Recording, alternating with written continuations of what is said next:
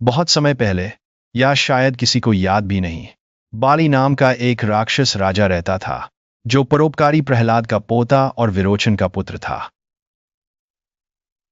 बाली कोई साधारण शासक नहीं था।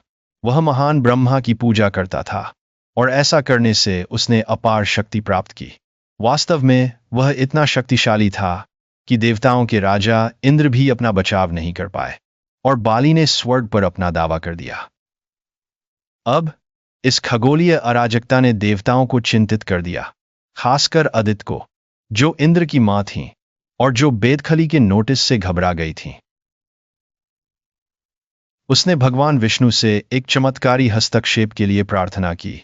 उपकारी होने के नाते चार देवताओं में कर्तव्य की भावना होती है। आखिरकार विष्णु ने अपनी बाहों को ऊपर चढ़ाने और चीजों को सुलझाने का फैसला किया, लेकिन ब्रह्मांडीय क्रोध को भड़काने के बजाय उन्होंने संयमित दृष्टिकोण चुना। उन्होंने वामन के रूप में आकर्षक व्यवहार वाला एक छोटा ब्राह्मण लड़का अवतार लिया, जिसके हाथों में पानी का बर्तन था और आंखों में रहस्यमय चमक थी।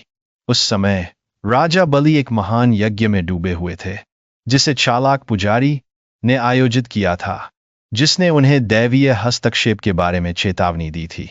लेकिन बाली, अविचलित और शायद अपनी भव्यता से थोड़ा विचलित, बिना परवाह किए आगे बढ़ता रहा।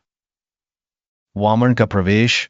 ब्राह्मण के वेश में यह छोटा कद का देवता, जो राजा बलि के पास एक सरल अनुरोध लेकर आया। क्या आप मुझे केवल 3 कदमों जितनी भूमि प्रदान करेंगे?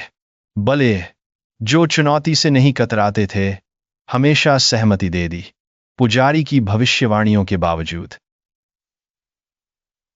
जैसे ही बाली का समझौता पूरा हुआ, वामन ने रूपांतरण शुरू किया। वे बढ़ते गए और बढ़ते गए, यहां तक कि उनका रूप आकाश में समा गया।